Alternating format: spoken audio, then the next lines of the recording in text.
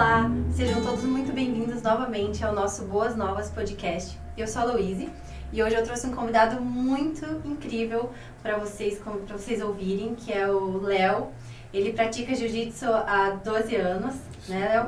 Ele é pai e agora é bombeiro, né? E agora, há pouco tempo, começou a dar aulas de jiu-jitsu para crianças, para adolescentes e também para adultos. Para quem já conhece e pratica o jiu-jitsu, um convite para sentar e ouvir esse podcast. Mas para quem não conhece e não é um tema que tenha familiaridade, que não tenha para pessoas que não têm intimidade com o tatame, eu queria fazer esse convite especial para que pare e nos escute, porque o jiu-jitsu ele vai muito além do tatame, vai muito além da luta, vai muito além dos golpes. O jiu-jitsu ele é praticamente uma filosofia e uma escola de virtudes. Léo, muito obrigada por ter aceitado o meu convite hoje para vir aqui. E eu queria que você contasse pra gente um pouquinho, antes da gente entrar nessa parte filosófica do jiu-jitsu, um pouquinho da história dessa arte marcial que eu me apaixonei e acho tão incrível. Essa história que começou lá no Japão, passou pela família Gracie e hoje é o jiu-jitsu legitimamente brasileiro, né? Bom, primeiramente, boa tarde, Luiz, mais uma vez. Obrigado pelo convite, né? Por poder estar trazendo um pouco dessa arte que, além de ser uma arte que desenvolve o corpo, ela desenvolve a mente também. Então, o jiu-jitsu, dentro dos aspectos históricos, existem registros de que na Índia, há muitos séculos atrás, já havia as primeiras manifestações da luta em alguns monges do país, que eles utilizavam para se defender de ataques de bárbaros, de vândalos nas suas vilas, né? Como esses monges, eles pregavam a não violência, então eles precisavam se defender de alguma forma onde eles tivessem que submeter o inimigo a se render, né? Então existe ali as primeiras manifestações, né, nesse aspecto histórico, depois alguma coisa na China, né, as finalizações, movimento de alavanca para poder fazer as finalizações, estrangulamentos. Só que realmente ele ganhou notoriedade foi no Japão, no tempo do Japão feudal, onde os samurais eles aprimoraram algumas técnicas para que eles pudessem lutar com as armaduras, né? Então o que acontece? Como eles no meio do combate poderia haver a situação deles perderem a espada, acabarem ficando desarmados, e os golpes de soco, chute, que são golpes de impacto, não teriam a mesma efetividade, eles precisavam desenvolver alguma luta onde eles derrubassem o adversário, conseguissem ter esse domínio e aplicar ali uma finalização justamente para poder vencer a luta, né? Então, nesse período no Japão, ela começou as primeiras manifestações e o nome inicial realmente do Japão é Jujutsu, né? Que significa jutsu é arte, jutsu é arte e ju é suave, né? Então ficou a arte suave, né? Por isso que hoje quando fala do jiu-jitsu é a arte suave. E posteriormente, com o tempo, à medida que foram passando os séculos, os japoneses acabaram aprimorando um pouco mais a luta, até que chegou num período onde o Jigoro Kano, né, que era um lutador, né, de jiu-jitsu, ele começou a trabalhar outras técnicas para que virasse uma modalidade mais esportiva. E foi aí que ele desenvolveu o judô, né? O Jigoro Kano é conhecido por ter desenvolvido o judô esportivo, esse olímpico que todo mundo conhece. E eles tinham uma escola no Japão, que era a Kodokan, né, que era uma escola onde os nobres faziam as artes marciais, aprendiam a lutar e competiam, viajavam pelo mundo para mostrar a efetividade do judô, do Jigoro Kano, né? Mas eles também dominavam as técnicas do Jujutsu tradicional, que é aquele que veio dos samurais, né? Sim. E daí um desses pupilos do Jigoro Kano, né, que era o Mitsuo Maeda, ele veio para o Brasil, morar no Brasil, e ele passou a morar em Belém do Pará. E lá em Belém do Pará, ele começou a trabalhar com o Gastão Gracie, né? Gastão Gracie trabalhava junto com o Mitsuo Maeda. Ele tinha o nome de Conde Koma aqui no Brasil, né? Porque ele era um conde. Então colocaram ele como ele tinha esse nome aqui no Brasil, e o Gastão Gracie passou a trabalhar com ele. E o filho mais velho dele, o Carlos Gracie, viu a luta que o colega, que o Conde Koma aplicava, praticava, e teve interesse e pediu, né, para ele ensinar. E foi aí que o Conde Koma, né, o Mitsuo Maeda, começou a ensinar o Carlos Gracie, que era o irmão mais velho, né. Então o Gastão Gracie, dos 2 filhos que tiveram mais interesse pelo Jiu-Jitsu tradicional, né, e algumas técnicas de pé que era do judô que ele trouxe, tinha o Carlos e o Hélio, né? Então, o que aconteceu? O Carlos aprendeu, começou a ensinar o irmão mais novo, que era o Hélio Gracie, e ali eles começaram a ter interesse pela luta, só que o Hélio ele era um pouco mais franzino, ele era mais magro, ele teve problemas de saúde na infância, ele começou a ter que adaptar a técnica da luta para ele, porque ele sentia que algumas coisas ele precisaria ter muita força, precisaria usar o potencial físico dele que de repente ele não tinha naquele momento. E aí, nessa adaptação que ele fez da luta, ele começou a trazer novas técnicas mais focado na luta de chão. Então eles focavam também na queda, em derrubar, que isso vem da parte ali do judô, mas a luta em solo ele começou a aprimorar. Então quando eles foram morar no Rio de Janeiro, o Hélio e o Carlos Gracie, eles pegaram, e como eles já estavam praticando há muito tempo, estavam desenvolvendo a luta, o Hélio aprimorou muitas técnicas, criou algumas técnicas novas, eles começaram, opa, agora a gente precisa viver disso, né? Então o que eles fizeram? Eles começaram a fazer a propaganda para vender o jiu-jitsu deles. E aí eles começaram a desafiar os lutadores de boxe, de karatê, de kung fu, que já existiam no Brasil, de capoeira, né? No Rio de Janeiro tinha os estivadores, né, que eram os homens que trabalhavam no porto e tal. Na época o Rio de Janeiro era a capital do Brasil, e eram homens assim, pessoas que fisicamente eram brutos, fortes assim. E eles começaram a desafiar esses caras para sair na mão com eles. Ó, venho aqui, se você quer ter o osso quebrado, você vem aqui, a gente luta e vamos ver o que vocês conseguem fazer. E daí eles começaram, né, o Hélio magro, franzino, derrubava cara de 100 e poucos quilos, finalizava, apagava, quebrava o braço, dependendo da situação. Sim. E aí as pessoas começaram a falar, poxa vida, que luta é essa, né? Que luta é essa que um cara menor consegue derrubar um cara maior, né? Aí foi quando começou a ter essa popularidade. E aí surgiu então o Brazilian Jiu-Jitsu, né? Que realmente ele foi esse jiu-jitsu adaptado do Japão, com essa característica brasileira, né? De ser um pouco mais versátil e a luta no chão.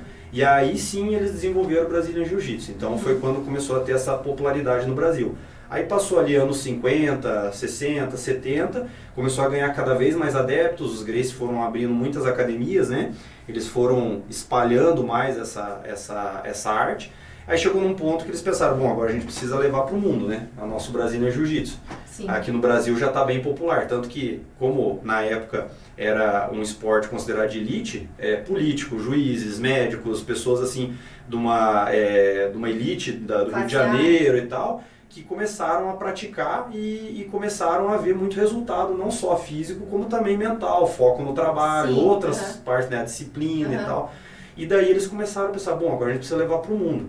Aí foi então que na década de 90 eles resolveram ir para os Estados Unidos e começaram aí o filho mais velho do Hélio Gracie, né, o Rorion, ele começou a desafiar as pessoas lá na garagem da casa dele, lá na Califórnia. Então ele desafiava os lutadores, igual o pai dele fez no Rio de Janeiro, desafiava eles para lutar e vinha cara do boxe, vinha do kung fu, vinha do karatê, vinha de outras lutas. E como ninguém conhecia a técnica, quando ele levava para o chão, o cara não conseguia fazer mais nada. E ele finalizava, aplicava as chaves e tal. Aí depois disso eles resolveram botar um dos Gracie no UFC. Aí quando foi criado o UFC, o primeiro UFC, o UFC 1, o primeiro lutador foi o Royce Gracie, que era o filho mais novo do Hélio. E ele foi justamente para lutar porque ele era o mais fraco e o mais magrinho. Não que ele era o mais fraco, mas ele era o menorzinho, o mais magro. Fisicamente dava muita diferença dos lutadores do UFC, que eram lutadores de luta livre, né, muito maiores, de wrestling, né, que é uma luta muito popular lá nos Estados Unidos. Sim. E o UFC 1, o Royce lutou todas as noites todas as lutas na mesma noite, que antigamente era assim. Ele fez várias lutas e ele ganhou todas, finalizando, e foi campeão. Então ali foi o boom do Brazilian Jiu-Jitsu. Tipo, nossa, Estados Unidos, todos os americanos queriam praticar. E aí foi quando a família Gracie se expandiu ali para os Estados Unidos, para a América, depois para a Europa, e aí começou a ter essa popularidade, né? Então essa história vem desde os tempos dos samurais até chegar ali nos anos 90, que foi quando foi mais difundido pelo mundo o Brazilian Jiu-Jitsu, e hoje está aí essa arte popular aí que está ganhando tanta ênfase que está quase chegando aí no Brasil e no nível do futebol mesmo de popularidade aqui no Brasil. Assim, realmente é um esporte que cada ano está crescendo cada vez mais, tendo cada vez mais adeptos, assim, Sim. praticantes. E o que você acha que o jiu-jitsu se diferencia, assim, das outras artes marciais? Olha, Tem tantas, né? eu acredito, assim, que todas as artes marciais são boas, né? Eu sou da opinião que, independente da luta, do esporte que a pessoa pratica, ela tem que fazer algo que faça bem para a saúde mental dela primeiro, não só para a saúde física, né? Mas eu vejo que o jiu-jitsu, ele te coloca numa situação real de sufoco, de dificuldade. Tem muitas lutas que às vezes fica mais naquela questão de simulação, de golpes, de chutes, enfim. E a situação real, às vezes, se for praticar uma situação real dentro da academia, um vai machucar o outro, né? E vai ter uma lesão mais séria. E o jiu-jitsu, por mais que ele possa ter esse risco, mas a única maneira de você aprender a lutar jiu-jitsu é você lutando no treino. É você lutar com o teu colega de treino, o adversário. Naquele momento ele é um adversário, não um inimigo, né? Mas é um tentando ganhar do outro e você fica nessa situação de sufoco, de desconforto, você é finalizado, você vai sentir dor se você não der os 3 tapinhas, que a gente costuma falar, né? Os 3 tapinhas para largar. E é ali que você aprende jiu-jitsu, no sufoco. Então eu vejo que ele se diferencia de outras, talvez pelo fato de que você fica numa situação muito desconfortável, de pressão mesmo, porque o jiu-jitsu é uma luta de pressão, e você precisa ter essa resiliência, né? Você precisa aceitar, entender se realmente você não está conseguindo fazer e desistir, ou você vai ter que lutar até o final para sair daquela situação. E às vezes você vai acabando... Isso traz como consequência você controlar a tua respiração, você controlar o teu pensamento, né?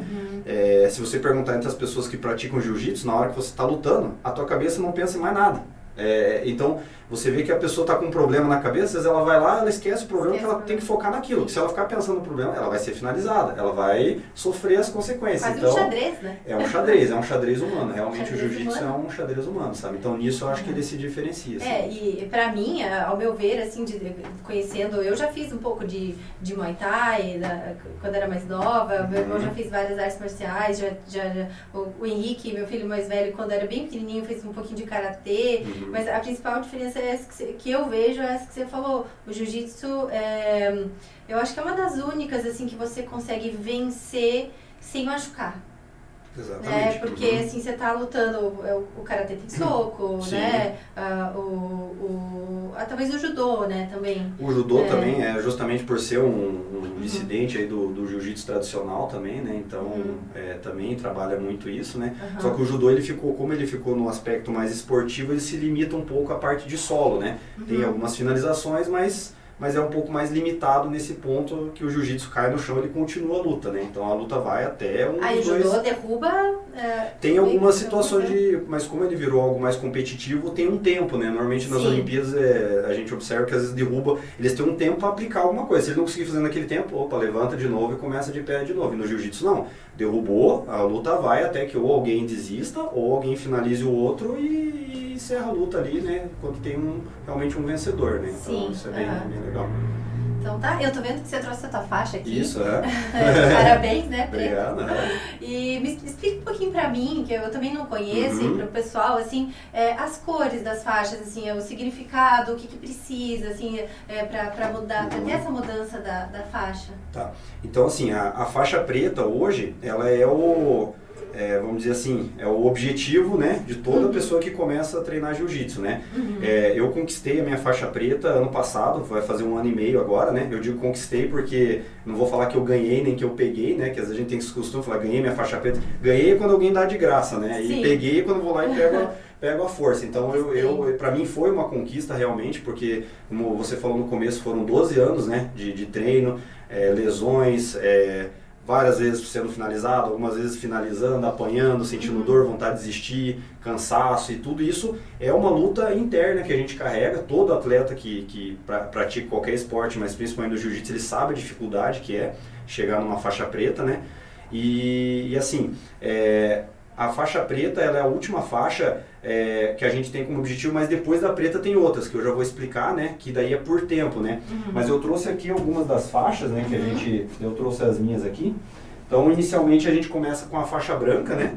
Essa aqui tá meio amarelada já, porque tá antiga, né? Mas a faixa branca, todos começam na faixa branca, tanto adulto quanto criança, né? Então, a faixa branca é a faixa inicial. À medida que você vai treinando, você vai desenvolvendo, você vai aprimorando a tua técnica, você vai tendo questão de disciplina, comportamento é muito avaliado também pelos professores, né? Você vai ganhando os graus, né? Então, cada faixa você tem 4 graus até trocar para a próxima. Então, a média, mais ou menos, de tempo que leva no adulto, né? Falando do adulto, para você trocar de uma faixa para outra, treinando, levando certinho, é na média de 2 anos a 2 anos e meio, para você conquistar todos os graus na tua faixa e trocar para a próxima, né? Então, daí a gente vai na sequência no adulto para a faixa azul, né? Aí essa também tá meio desbotada, né, que já tem um tempinho. Também, né, os graus, né, fui conquistando meus grauzinhos, que são uma escadinha, né, são degraus que a gente vai avançando. Aí depois a gente vai para a faixa roxa, né, aí a faixa roxa também É engraçado que quando a gente tá treinando, às vezes a pessoa pensa, é só um esparadrapo colado na faixa, né? O esparadrapo é só para ter uma marcação, na verdade. Sim. Mas cada grau representa uma conquista, uma superação diferente para a pessoa, né? Que treina, que luta, né? Cada vez que ela conquista um grau, às vezes conquista 2 numa avaliação, dependendo do desempenho dela, ela sente que realmente o esforço dela está sendo recompensado, né? E depois a penúltima faixa, que é a marrom, né? Então a marrom é a boca da preta. Então o que a gente costuma falar, chegou aqui e não volta mais atrás, né? Chegou aqui, vai até a preta, não desiste mais, porque você o pior caminho você já percorreu. É a pior das faixas, eu acho, quando você tá para pegar a preta, porque você vira um alvo, né? Você é aquele cara que você tá para pegar a preta, então todos os faixa preta querem bater em você. E todo mundo que tá abaixo de você também te vê como uma referência, né? Porque você tá chegando na faixa preta. Então, essas são as 4 faixas, né, até chegar na preta. Então, somando todas elas até a preta, eu levei 12 anos, mais ou menos, né? Então, o jiu-jitsu realmente é um período mais longo. Suspeitem de escolas e academias que dão faixa em tempo muito curto, né? O aluno começou a treinar, em um ano já ganha faixa azul, porque existe uma comercialização de faixas hoje em algumas academias. Então isso é bem complicado, né? Só que existe uma frase que diz assim, o tatame não mente, né? O cara caiu no tatame, ele pode enganar na academia dele, mas se ele for para outra academia, onde o sistema é mais old school, que a gente costuma falar, né? Mais tradicional, ele vai sofrer lá, ele vai ter que provar que ele merece a faixa que ele está amarrando no kimono, né? Porque ele realmente vai ser testado, né? Então, quando chega na faixa preta, aí os DANs, né? Esses graus, eles são 6 graus, né? No caso não são mais 4, né? Então, os primeiros 3 eles são a cada 3 anos e depois os últimos 3 são a cada 5 anos. Então, normalmente, o faixa preta ele vai para a faixa coral depois de mais ou menos uns 25 anos de faixa preta. Então, se ele continuar, aí vira mais um lifestyle, assim, né? Tipo, o jiu-jitsu, né? É aquela coisa, não avalia tanto a questão da técnica, porque vai ficando mais velho, já não vai tendo a mesma eficiência técnica, né? Mas é mais pela hierarquia mesmo dentro do sistema ali de graduações, né? Sim. E das crianças, como que funciona? Começam na branca também, né? Como eu falei. Aí depois da branca vai para o grupo cinza, que daí a gente tem a cinza e branca, a cinza normal, lisa, e a cinza e preta. Depois vai para o grupo amarelo, que também tem amarela e branca, amarela e preta. Depois vai para o grupo laranja, que daí tem laranja e branca, laranja e preta. E a última ali, antes de ir para a faixa azul, que é a verde, que daí também tem verde e branca, verde e preta. Aí, para ele pegar a faixa azul, que no caso do adulto é a segunda faixa, ele tem que ter 16 anos. Então, antes disso, ele não pega a faixa azul, né? Sim. Então, ele vai com essas faixinhas coloridas até chegar aos 16 anos. Aí, claro, que dentro dessas faixas a gente avalia a questão da idade, a questão não só do tempo de treino, mas dependendo da idade que ele tem, você vai graduando de acordo com isso. Mas, basicamente, ele vai chegando na azul a partir dos 16. Aí, o caminho é o mesmo do adulto. Daí é treinar até chegar na faixa preta também. Então, para as crianças, o caminho é mais longo, né? Sim, Mas consegue chegar na faixa preta mais cedo que um adulto, porque o adulto, normalmente, ele começa mais tarde, né? Ah, sim. Você vê aqui a tua história, né? Exatamente. Se você for ver, assim, na média aí de 3 anos quase com cada faixa, né? Mais ou menos, assim. Isso. Então, o jiu-jitsu realmente, ele cria raízes, né? Na vida da pessoa que vai evoluindo, né? E E como você falou, e para as crianças, eu acho que ver essa troca de faixa, essa evolução deles, né, deve ser muito, muito legal. Você começou a dar aula para crianças faz pouco tempo. Isso, faz mais ou menos um ano agora, vai fazer um ano que eu comecei. Um ano. E nesse um ano você já conseguiu observar, assim, alguma mudança em alguma criança que você tenha... qual a principal mudança que você observa nas crianças que começam, assim, tanto os pequenininhos, né, quanto os pré-adolescentes que começaram nessa arte do jiu-jitsu, né? Olha, eu acho que a principal mudança que eu vejo neles, assim, é a questão da confiança, assim, sabe? Eu vejo que muitas crianças começaram a treinar, assim, bem tímidas no começo, meio fechadas, elas se encolhiam bastante, tinham receio, e com o tempo elas vão ganhando mais confiança e elas vão vendo que elas conseguem fazer o que todas ali no treino estão fazendo também na aula, né? Então, é bem legal, assim, porque a gente já teve ali alunos que vieram por questões psicológicas, que o psicólogo indicou, né, para os pais. Tem aluno que já veio com um determinado grau de autismo também, que de repente também foi indicação, né, da terapia. Tem crianças que os pais querem canalizar um pouco da energia, às vezes tem energia de sobra e precisa canalizar, ter uma disciplina, mas eu vejo que a autoconfiança deles aumenta bastante, assim, nesse sentido, né? E também eles conseguem controlar bastante as emoções, a ansiedade, né? Até a gente tem um caso bem legal ali de uma aluna minha, que a mãe dela veio me falar recentemente que o psicólogo deu alta para ela porque ela está conseguindo controlar a ansiedade por causa do jiu-jitsu, sabe? Ela está conseguindo ter calma, ela está conseguindo respirar, ela se acalma, porque é aquilo que eu falei, na hora da luta, na hora que você está fazendo o rola, que a gente chama, né, que é a luta do jiu-jitsu, você precisa manter a calma em determinado momento, você precisa pensar, você precisa respirar, você precisa ter essa calma para saber o que fazer. E para as crianças não é diferente, elas vão estar naquele momento da luta e elas também precisam disso, né? E foi legal que essa aluna minha, a mãe dela veio dar esse depoimento, esse feedback, né? Eu fiquei bem feliz, assim, que ela falou isso. E a gente vê que realmente tá dando frutos, né? O trabalho aí que a gente tá realizando. E é bem legal, assim, sabe? Você ver esse resultado aí. Então agora você vai ter outro depoimento de outra mãe, que sou eu. O Felipe, o meu filho mais novo, que começou no jiu-jitsu, ele não sabia lidar com frustração da perda.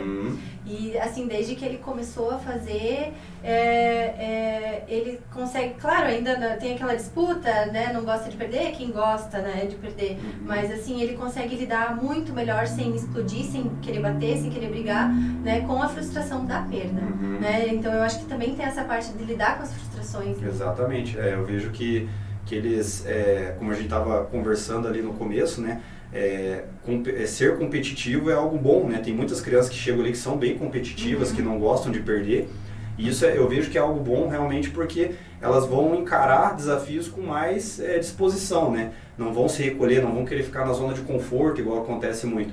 Mas ao mesmo tempo precisa ser canalizado isso, né, para elas saberem lidar também com as frustrações, né? Porque nem sempre você vai ganhar, né? Sempre você vai vencer. Vai ter momentos que você vai perder, vai ter momentos que você não vai estar num dia legal. E isso não falando do esporte em si, mas na vida mesmo, né? Eu falo muito isso para eles, né? Que ali no tatame, ou a gente ganha ou a gente aprende, né? Eu falo, aqui ninguém perde, ou vocês ganham ou aprendem. Lá fora na vida é a mesma coisa, vocês vão ganhar ou aprender, né? Então a perda, a palavra perda é para você se sentir, para você se tornar mais forte. Caiu, levanta de novo. É igual aqui no tatame, te derrubaram, levanta de novo e continua lutando, segue o baile. Então isso é bem legal, assim, sabe? Esse tipo de feedback que a gente acaba tendo dos pais, assim, sabe? Nesse sentido. E como que os pais podem, assim, complementar a educação em casa com os princípios, vamos dizer assim, do jiu-jitsu, né? Eu vejo que, na verdade, o jiu-jitsu, o esporte, ou qualquer coisa que trabalha a disciplina, o foco, ele vem como um complemento, né? Sim, claro. Eu vejo muito que a gente tem que diferenciar que o professor de jiu-jitsu ele não vai educar o filho, né, do outro, claro. né? A gente vem de casa, né? É um complemento muito bom, mas eu acho que tem que ter essa colaboração dos pais no sentido, por exemplo, se eu trabalho lá com os meus alunos, aí ele respeitar o colega, respeitar o professor, quando ele chega em casa ele desrespeita os pais têm que se impor sobre isso também, porque ele está aprendendo no tatame que ele tem que respeitar a hierarquia lá do professor, que é o líder dentro do tatame. respeitar a hierarquia dos coleguinhas que tem uma faixa maior que a dele, né, que já treina há mais tempo. Então, se a gente trabalha isso dentro do tatame, é importante também que quando ele chega em casa, quando ele destrata a mãe, o pai se posicione. Ó, você não respeita a mãe, né? Você está aprendendo respeito lá no jiu-jitsu, aqui também é assim. Então, tipo, tem que ter esse trabalho em conjunto, porque a arte marcial acaba sendo um complemento mesmo, né? A questão da confiança, né? Eu digo que a gente trabalha muito essa questão, né? Como falou, da autoconfiança, mas a criança chega em casa, ela quer pegar um copo de vidro para ajudar a mãe a pôr um copo na mesa, a mãe ou o pai, não, você vai quebrar, você não consegue fazer. Então já joga uma carga de insegurança na criança. Tipo, você não tem capacidade de fazer as coisas. Então, esse trabalho tem que ser conjunto. Então, se em casa ele está tendo essa base bem estruturada, quando ele chega ali, fica muito mais fácil dele desenvolver também, né? Essas qualidades, essas coisas que acabam... Essas virtudes, né? Essas virtudes que só vão fazer bem para ele futuramente também, né? Quando ele começar a crescer, né? Sim, chegar em casa, cumprimentar as pessoas. Hoje eu vejo assim que, às vezes eu mesmo vou dar oi para algumas crianças. Oi, tudo bem? As crianças não olham para você, não respondem, não dizem oi, né? Isso, Então, assim, o cumprimento, né? Quando você tem que cumprimentar o tatame antes de entrar, faz a reverência, cumprimenta os coleguinhas sempre que entra. Primeiro, né? A gente sempre faz cumprimento primeiro o professor, depois cumprimenta os coleguinhas. Eu sempre pego muito neles, assim, ó, quando você fizer a reverência, olhe nos olhos, né, do teu colega, não abaixe a cabeça, encare ele, ó, vocês estão aqui de igual para igual, então... cumprimenta, mantém esse contato visual. Então isso, querendo ou não, já vai colocando neles essa questão de, opa, eu tenho que cumprimentar a pessoa e olhar para ela, eu tenho que, né, tipo, opa, né, é assim que tem que ser. Eu acho que outra questão, assim, que o jiu-jitsu ensina muito é a humildade. Sim. Né? Você tem que ter a humildade de lutar, de se render, né? De dar às vezes é tão difícil dar os 3 tapinhas, né? Você que dá aula para as crianças, assim, não chega uma hora que você tem que dizer, desiste. Sim, ou a gente mesmo interrompe, né? Eu normalmente, quando eles estão lutando, eu acabo interrompendo, porque eu vejo que um tá finalizando, o outro não quer bater, e às vezes se forçar... assim, às vezes é 1 segundo que você não interfere, pode causar uma lesão, pode machucar. Então a gente tem que estar bem atento a isso também, né?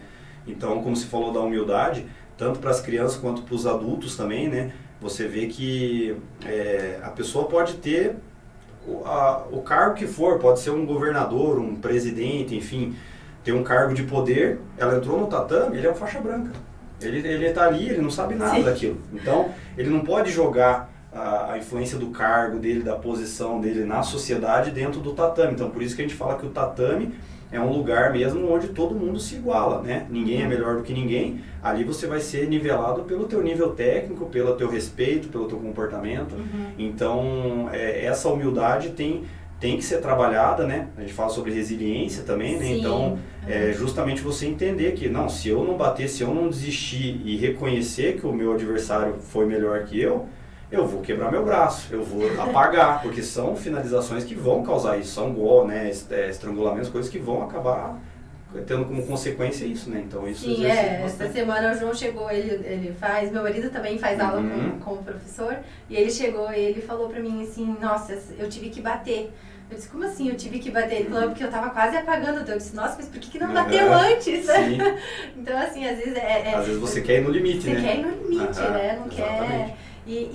E assim, e para os pais que chegam assim, professor, eu quero que meu filho aprenda jiu-jitsu para se defender, né? Se defender de outras crianças, ou assim, como que você lida assim para ensinar essas crianças que uma coisa é o bater, né? Outra coisa é a defesa pessoal e saber o limite de machucar uma outra criança, que às vezes isso tem que ser ensinado também. Tem que ser ensinado, a gente, quando nas aulas eu sempre trabalho com eles algumas técnicas assim de defesa, né? Deles protegerem o rosto, né? Que é uma região muito importante, né? Então, tentou bater no teu rosto, mãozinha atrás do pescoço, fecha o cotovelo, né? Primeira coisa, empurra e fala, não quero briga, se afasta, não vem pra cima de mim, né? Eles falar com firmeza, se posicionar, né? Eles têm que se posicionar, então, fale firme, não quero briga, se afasta.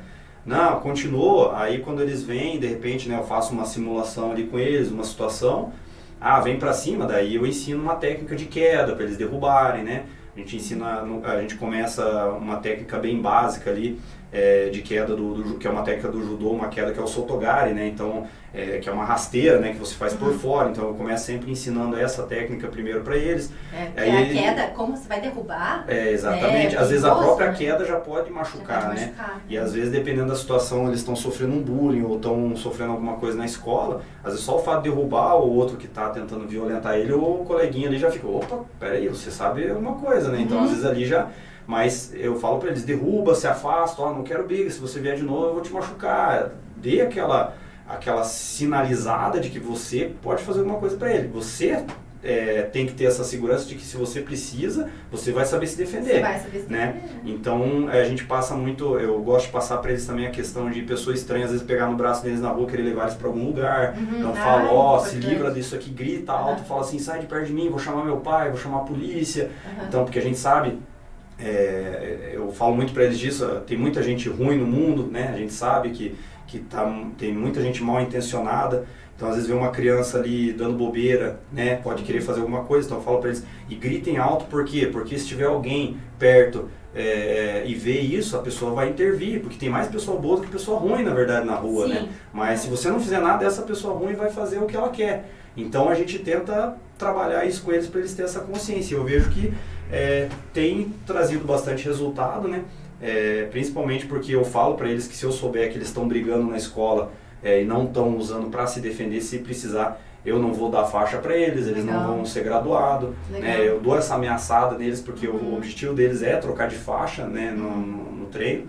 Então eu falo para eles, não, se eu souber que brigou na escola, se eu souber que brigou com o irmão mais novo, brigou com a irmã, não vai trocar. Então eles já eles já começam a ver que tem consequências as escolhas deles também. Então a gente trabalha dessa maneira, assim, né? Sim, até mês passado a gente tava na praia, aquele episódio com o Henrique, né? Sim. A gente tava jogando bola com uns meninos desconhecidos, assim, e sem querer, naquele jogo de corpo do futebol, ele derrubou um menino na areia, assim, não aconteceu nada, e o menino ficou com muita raiva e veio pra cima dele, né, pra bater, veio pra dar soco. Sim. O Henrique na hora puxou, derrubou, tava na areia, então ele derrubou acho que com mais tranquilidade, porque na hora que eu olhei aquilo eu disse, meu Deus, ele já vai pro golpe de jiu-jitsu, certeza, né? E não deu outra, ele pegou, só que acho que talvez na ânsia de praticar o que ele já sabia, né? Ele pegou, o menino derrubou e já puxou no armlock. Já puxou o braço e daí do outro lado do campo veio o pai gritando, jiu-jitsu não, desesperado. Aí daí veio o Henrique chorando, achando que a gente ia brigar e tal. Eu disse, Henrique, você uma coisa, você chegou a machucar dele? Não, mãe, eu só imobilizei. Né? Então, assim, eu vi que realmente o negócio funciona, porque ao mesmo tempo que ele ensina você a se defender, você não precisa machucar. Se ele não soubesse, às vezes, o jiu-jitsu, ele teria dado um soco no menino, machucado o menino, né, sangrado o nariz. Ou até o menino poderia ter feito alguma coisa também com ele, né? Machucado ele também, né? Se ele não tivesse derrubado, né, o menino, né? Então... Sim, eu acho que também pra você é um orgulho de ver que eles estão aprendendo Falei pra ele até na aula, né, que falei, você fez o certo, você fez o que você está aprendendo, você se defendeu, né? Você não procurou a briga, você não procurou a discussão, né? Pelo que ele contou, acho que ele até tentou ajudar o menino a se levantar, né? A hora que ele derrubou no futebol, o menino não aceitou e veio pra cima dele quando ele virou de costas ainda, né? Sim, Então, tentou atacar pelas costas, ou seja, a atitude do covarde, né? É claro que a gente não pode falar uma criança covardia, mas normalmente quem ataca, quem normalmente pratica bullying, normalmente tem esse sentimento ainda da covardia, né? Muito grande, né? Então, ele fez o certo, ele se defendeu, ele aplicou o que ele aprendeu e o menino se afastou, né? Viu que, não vou mexer ali, né? Com esse aí eu não Exatamente. Mais, né? Então, e ele teve essa capacidade de separar que ele poderia machucar ou não. Então ele só pegou na chave de braço, no armlock, e não esticou até machucar. Ele só travou para mostrar que, tipo, olha aqui, ó, eu posso te machucar se eu quiser. Eu sei, né? Eu sei. Então ele usou do jeito certo, exatamente. E Então, a gente está vendo que as crianças colhem inúmeros frutos aprendendo o jiu-jitsu, não só para a defesa pessoal, mas como para as virtudes, né? Disciplina, humildade, resiliência, coragem, né? Inúmeras, assim, a gente pode ficar o dia inteiro aqui falando de todas as virtudes que o jiu-jitsu pode trazer para as crianças. Mas e para os adultos? Quando eles, sou adulto, já não sou mais nem adolescente, eu quero praticar, assim, o que você aconselha, assim, como começar, ou assim, um conselho para estimular os adultos a fazer, porque não é um esporte fácil, né? Na verdade, assim, o jiu-jitsu, o Brazilian Jiu-Jitsu, né, ele tinha uma visão, né, até pelos meios de comunicação, da sociedade nos anos 90, que era aquela coisa assim de quem gostava de brigar, de encrenqueiro. Quem praticava jiu-jitsu, né? Sim. Talvez por essa cultura dos Gracie de desafiar as pessoas para provar que o esporte era superior, né? Talvez foi criando essa cultura, né? Então, quem praticava jiu-jitsu nos anos 90, começo dos anos 2000, normalmente eram pessoas que queriam realmente ser atletas de jiu-jitsu, lutadores, né? Ou praticavam para poder realmente se defender, mas focado mesmo nessa questão mesmo, desenvolvimento físico e tal. E isso foi criando, se você for ver a forma como era as academias antigamente, hoje em dia, né, era muito mais difícil, né? Realmente não tinha como você achar que você, vou treinar aqui e vão ter dó de mim. Não, você entrava para apanhar, para mostrar que você aguentava, né? A nossa escola, até mandar um abraço, aproveitar aqui, né, pro mestre Gili Ribeiro, né, que é o nosso mestre lá da nossa equipe, a Gili Ribeiro Jiu-Jitsu Curitiba, pro professor Rato, que é o meu professor, que me graduou faixa preta, também para todos os faixas pretas com quem eu treino, e meus colegas de treino, né, toda essa rapaziada que a gente começou junto, quando o professor Rato veio começar a dar aula em Mafra, ainda trazia muito forte essa coisa do old school, né, que eu falei anteriormente, que é essa coisa assim, fica no tatame quem aguenta. Então a gente apanhou bastante assim no começo, sabe? A gente tinha que ralar, a gente tinha que mostrar que merecia trocar de faixa, que merecia ganhar o grau. Os treinos eram bem duros mesmo, assim. Tinha treinos que a gente ficava no tatame, às vezes no verão, fechava todas as janelas, não ligava o ventilador pra gente aguentar no calor. Então a gente pegou uma fase assim, bem punk mesmo. Tipo assim, puxado. Militar. E assim, ficou realmente, foi até adiante no esporte quem realmente estava com o objetivo de um dia chegar a fazer alguma coisa disso, né? E a nossa equipe é uma equipe bem grande, né? Em Curitiba tem muitas faixas pretas lá também, até espalhado pelo Brasil. E é uma equipe que hoje a gente tem alguns lutadores que estão no UFC já, e alguns atletas do UFC, alguns que logo estarão fechando o contrato, e outros que já lutaram no UFC e agora não estão mais. Mas é uma equipe tradicional que tem desenvolvido bons lutadores, então a gente tem um histórico bem legal, assim, sabe? Por isso que eu digo que a nossa equipe aqui em Mafra, ela é a equipe aqui da nossa cidade, a equipe mais forte de jiu-jitsu, de Brasília Jiu-Jitsu. Eu falo isso com convicção, sabe? Porque realmente eu sei a equipe que a gente treina, né? Para os adultos, o que acontece? O foco antigamente tinha esse, né? Lutar, fazer atividade física e tal. Hoje a gente já começa a trabalhar o Brazilian Jiu-Jitsu, onde a gente tem que identificar a necessidade das pessoas que estão indo lá, né?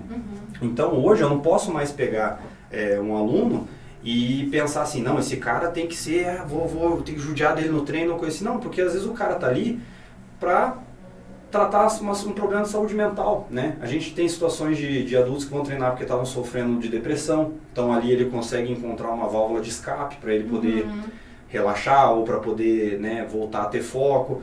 A gente vê situações de condicionamento físico, a pessoa vai porque ela quer perder peso. A gente vê situações de pessoas que realmente estavam sedentárias, então elas querem fazer alguma coisa, começam a treinar jiu-jitsu e estavam sedentárias, né? Dar o exemplo do Dr. João, né? Como que eu numa aula eu vou pegar e aplicar uma finalização na mão dele que eu sei que pode machucar, causar uma lesão grave, sendo que ele é um cirurgião, né? Então a gente tem que pensar nisso, as pessoas elas não vivem do esporte, né? Eu não vivo do esporte, né? Então eu dou aula, mas eu não sou competidor, não sou profissionalizado nessa área para competir, para ter patrocínio, enfim. A gente é praticante, né? A gente pratica o esporte como algo que realmente faz bem para a nossa vida. Então a gente tem que ter essa noção de separar, né? O cara no outro dia vai ter que trabalhar. Será que compensa eu machucar ele? Será que compensa eu pegar de uma maneira mais dura? Ensinar alguma coisa? Exatamente. Isso, então, né? às vezes, muito mais você foca em ensinar para ele a parte técnica e fazer, sim, ele ter esse cansaço físico durante a luta, mas tudo dentro de um ambiente controlado, né? Porque eu acho que hoje a gente consegue ter esse ambiente controlado. Você vai fazer o cara lutar, ele vai fazer o rola, ele vai cansar. Tenho certeza que o doutor chega bem cansado dos treinos lá. Por quê? Porque ele sabe do esforço que ele tem que fazer, mas não necessariamente você tem que machucar ou fazer algo ruim com o aluno, né? Então, a ideia é justamente isso, é você fortalecer a parte técnica, a parte de condicionamento físico também, para que ele possa se desenvolver, e principalmente a parte mental. Então, para os adultos, eu vejo que hoje a gente avalia muito essa questão de qual que é o objetivo de cada um, né? E dentro desse objetivo que você vê em cada um, aí você vai trabalhando, né? Opa, esse aqui está aqui por causa da saúde mental, então eu vou trabalhar algumas coisas com ele de tipo, de perseverança, de não sei o que. A gente vai tentando trabalhar isso durante a aula, assim, sabe?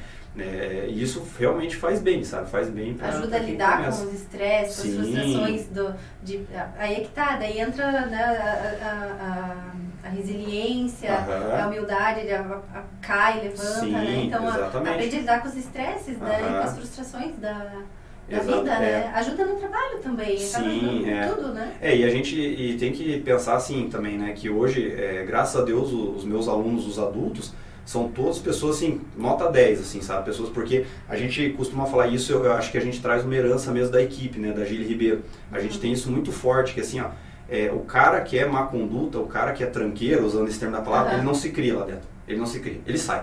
Então, os caras que passaram a nossa equipe e saíram e de repente foram treinar em outro lugar, não pela questão de que ele mudou de cidade. Às vezes muda de cidade, lá onde ele vai não tem equipe, ele tem que treinar em outra, né? Mas aquele cara que saiu mesmo por melindres ou coisa assim, você pode ver que normalmente o cara tem alguma coisa, tem um histórico meio ruim na vida pessoal dele, sabe? Então a gente fala, o lugar ali de separar o joio do trigo acaba sendo ali dentro. A gente vê que quem fica e treina e realmente se dedica, ou para por questões de saúde ou coisa assim, isso é outra situação.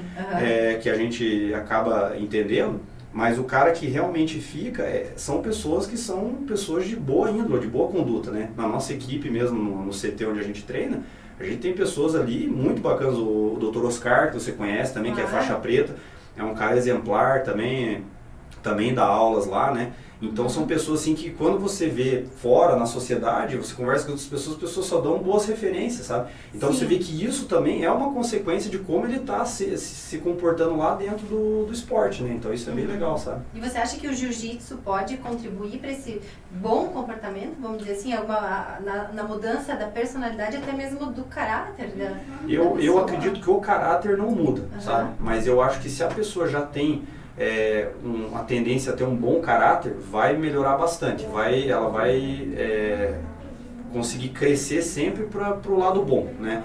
Se a pessoa é mau caráter, ali não é o lugar dela. Como você falou, vai ser a peneira.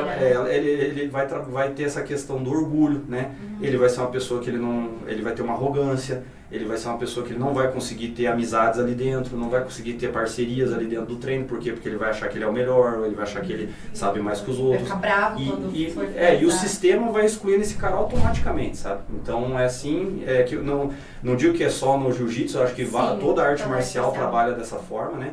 Mas o sistema vai excluindo automaticamente esse cara que é má conduta mesmo, que tem um comportamento duvidoso, assim, sabe?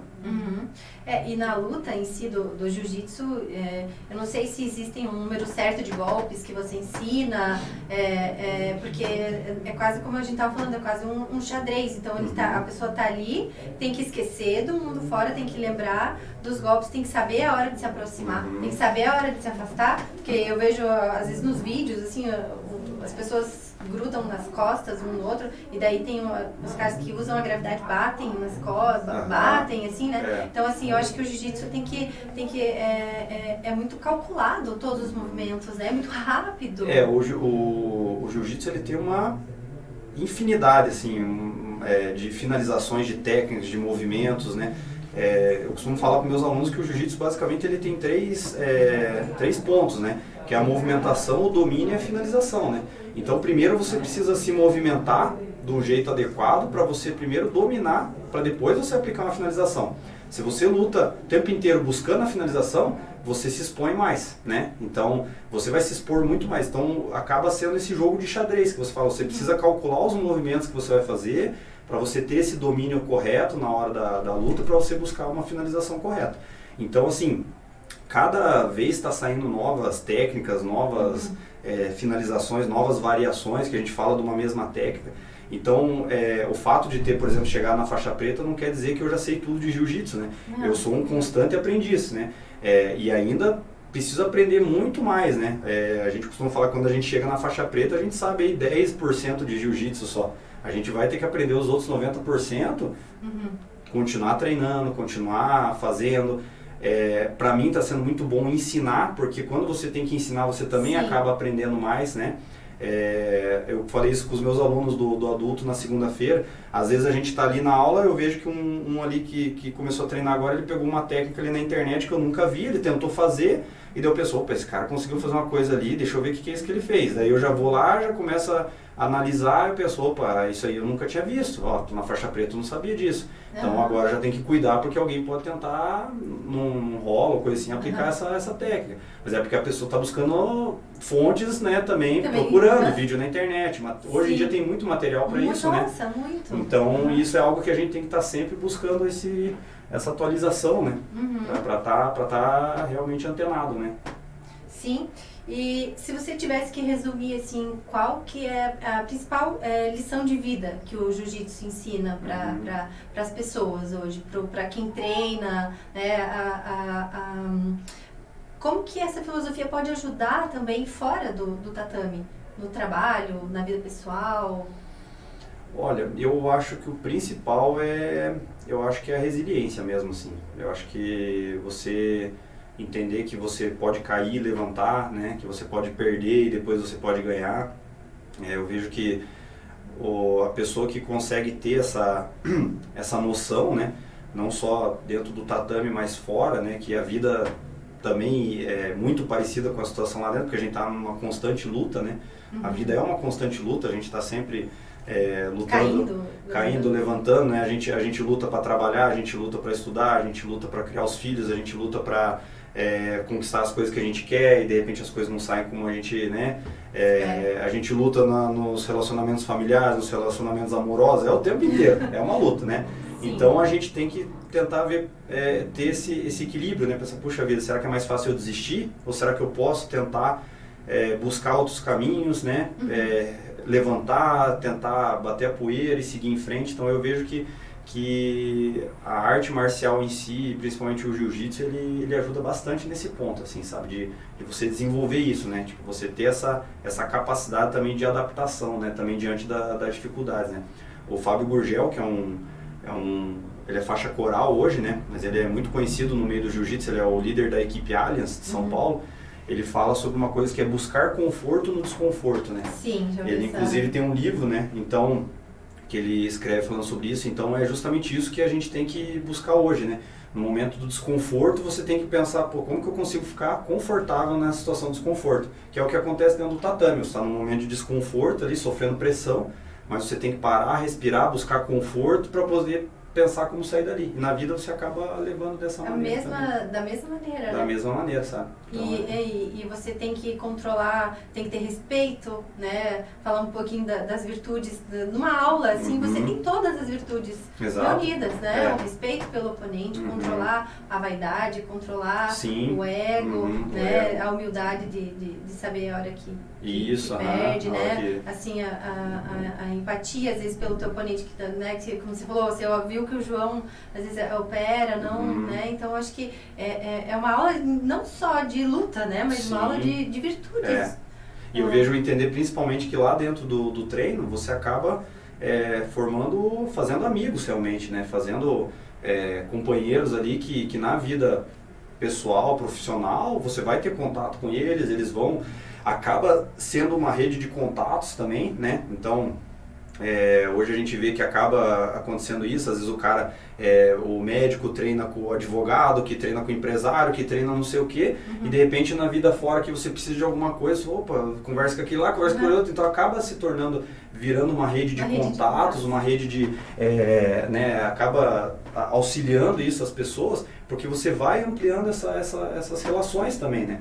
Então isso é bem bacana, porque ali dentro você vai desenvolvendo esses laços também. Sim. E isso aí vai durar por muito tempo, né? Junto ali com os seus parceiros de treino, amigos, enfim, que estão junto ali, né? Caminhando junto ali. Claro. E pais que treinam com os filhos, assim, eu acho que também fortalece muito. Eu vejo lá em casa, mas assim, você deve saber de outros exemplos. Né? Eu até costumo falar que eu acho bem legal, né? Os pais ali que treinam também, porque os filhos acabam tendo uma motivação a mais para treinar, né? Porque ele vê, meu pai não desistiu, meu pai está treinando ainda, então eu vou continuar. Então vai tendo essa parceria, né? E eles vão insistindo, vão levando, o pai treinando, ele também acaba puxando, não vai faltar não, hoje vamos treinar, vamos fazer. Então isso é bem legal, esse negócio em família, né? E eu vejo que tem muitos pais ali de alunos meus que querem treinar, mas não conseguem ainda por causa de questão de tempo, de compromisso, coisa. Questões físicas também, né? Tem gente que tem lesão, às vezes que carrega muito tempo, tem um ombro machucado, tem o joelho machucado, enfim. Mas tem a vontade de treinar porque estão vendo o resultado nos filhos deles, né? Sim. Então, isso é bem legal, sabe? É uma coisa que fortalece, eu acho que fortalece muito esses laços entre pais e filhos, assim, poder estar praticando junto, né? No nosso CT ali na Black Gym, né? Onde eu treino ali junto com o professor Rato, ali o Alessandro Rato, né? E a galera. Tem alguns pais e filhos também que treinam ali, também tem o professor Felipe, né, que também é faixa preta, também dá aula para infanto-juvenil, crianças, né, então ele também tem os alunos dele que os pais também treinam lá e tal, então a gente vai ampliando isso e isso aí vai sendo uma coisa assim bem, que gera frutos muito bons assim, né, para eles assim, né, dentro do convívio familiar, né. Muito, eu vejo lá em casa, assim, isso acho que também ajudou como eu te falei, as crianças a lidarem com a perda, com a frustração, porque eles veem o João perder, né, volta e meia eles chegam em casa, mãe, o professor finalizou, o pai, mas é claro que o professor vai finalizar, né, o professor pai foi finalizado, teve que bater, mas claro, né? Ele está aprendendo, assim como vocês estão aprendendo, né? Então vocês também vão ser finalizados e também tem que saber a hora de aceitar que derrotou, mas cai, levanta e segue. E continua, né? Cumprimenta ali o colega e vai para a próxima, né? Isso aí. Então tá bom.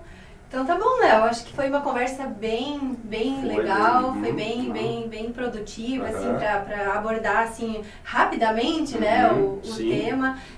Aprendemos também que o jiu-jitsu não é só luta, o jiu-jitsu é uma arte, é uma filosofia, é uma escola de virtudes.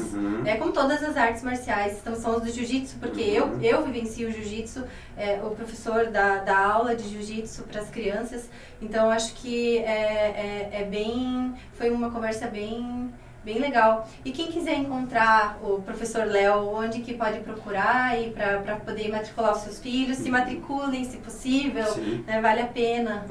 Então hoje eu estou dando aula na Fisioform Espaço Fitness, né? Que é ali na Rua Quintino Bocaiúva, 946, fica próximo à escola de inglês Influx ali, né?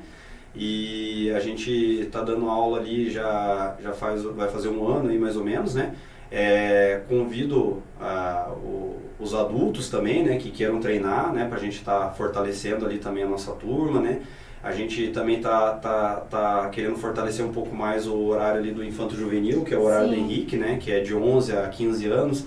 Então também tanto meninos como meninas também, o jiu-jitsu também é para meninas, né? É importante a gente falar isso, que no Kids a gente tem algumas alunas e as meninas são bravas mesmo, elas não têm medo, sabe? Então é ali que, na Fisioform Espaço Fitness, né?